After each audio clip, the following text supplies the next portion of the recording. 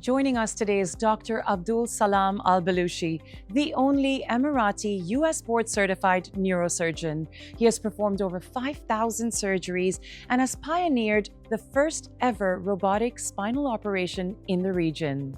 Welcome, Dr. Abdul. It's such a pleasure to have you here with us today. I would like to begin by emphasizing and highlighting the fact that you're the only Emirati US board-certified neuro and spine surgeon. How does that feel? It's certainly an honor, and I'm really humbled by getting that opportunity. I certainly didn't think that I was going to be that guy, but making sure that I find every opportunity to raise the standards and let the world know that UAE has some amazing talents. It's a great feeling. Tell us about your journey. Where did you train and what did it take for you to get to where you are? It was a long, difficult journey to get to where I'm at. I've spent a total of 28 years in the US after I left United Arab Emirates. I left here when I was 18. I did my undergrad in Kentucky. I did my medical school in Ohio. I did my internship at Cleveland Clinic, the Cleveland Clinic in Ohio. And I did my residency training in University of Louisville. I did my fellowship in spine at Johns Hopkins University, which is the #1 university in neurosurgery in the entire US. And then I went to practice in North Dakota. I did the first ever robotic spine surgery in the state of North Dakota.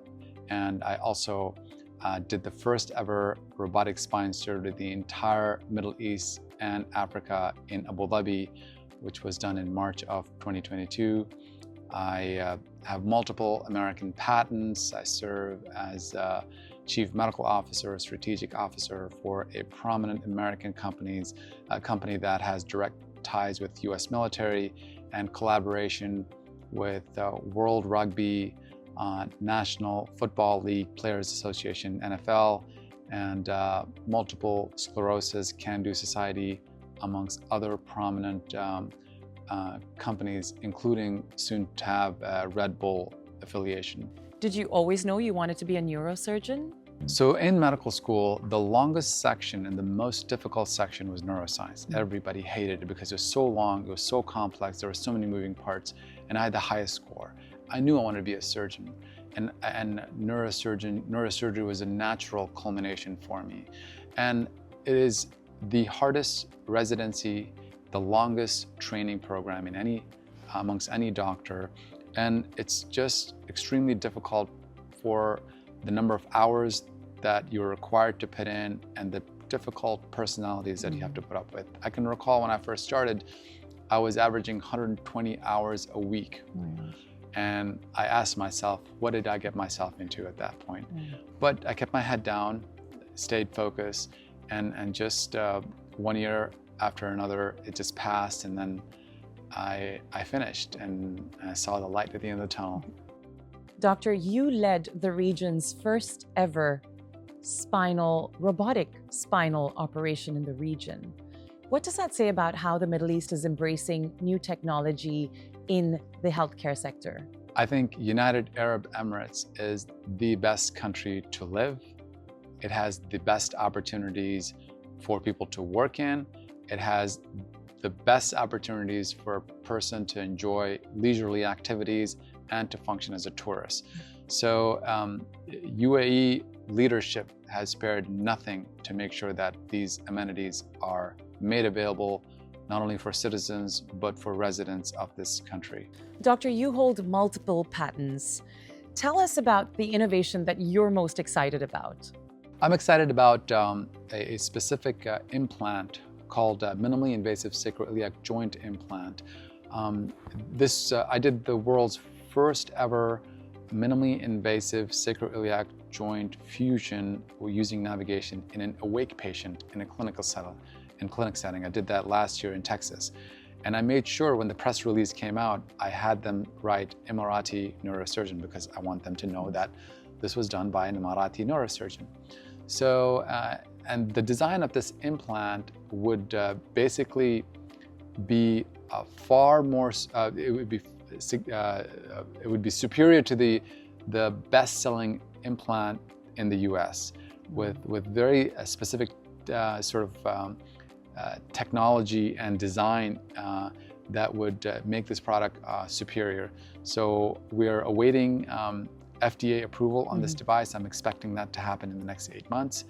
And inshallah, when that happens, I will let my brothers in this country know that there is yet another achievement by another Emirati. Doctor, can you tell us more about the role of stem cells in neurosurgery? It is not FDA approved to have stem cell for spine.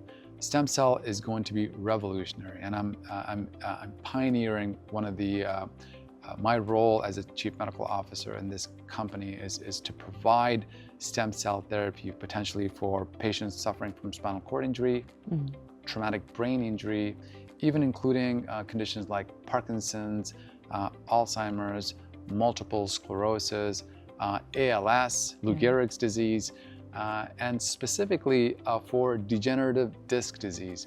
So as we grow, when we're young, the disc height is normal, is nice and thick, because they function as a buffer, as a shock absorber. But when we get older, the disc height decreases in size.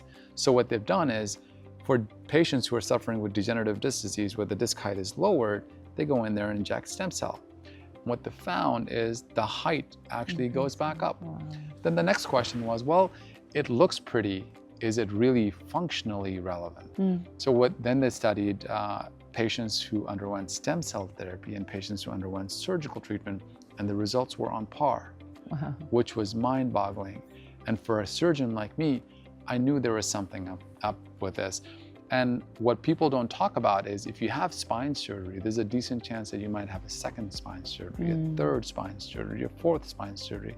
So in my perspective, I think stem cell, not in all settings, in some settings, is superior to some of the surgeries that we do, because it not only prevents you from the first surgery, it prevents you from tons of other surgeries. So the value is high. I want to be very clear, stem cell is not used for spinal cord compression. If you have structural instability, sometimes fracture or other structural problems, but it does have very potent anti-inflammatory function, which can help with pain and regeneration. Before we wrap up, what's your message to Emiratis who want to make a difference in their field? This message goes to all Emiratis and residents of United Arab Emirates. You have everything right here, and there shouldn't be anything that holds you back. It's like looking at Mount Everest. It's massive. It's very daunting, intimidating, but it only takes one step at a time for you to climb that mountain. Thank you so much, Dr. Abdul. That was extremely inspiring, and we definitely hope to have you back with us again. Thank you for having me. I look forward to coming back. Thank you.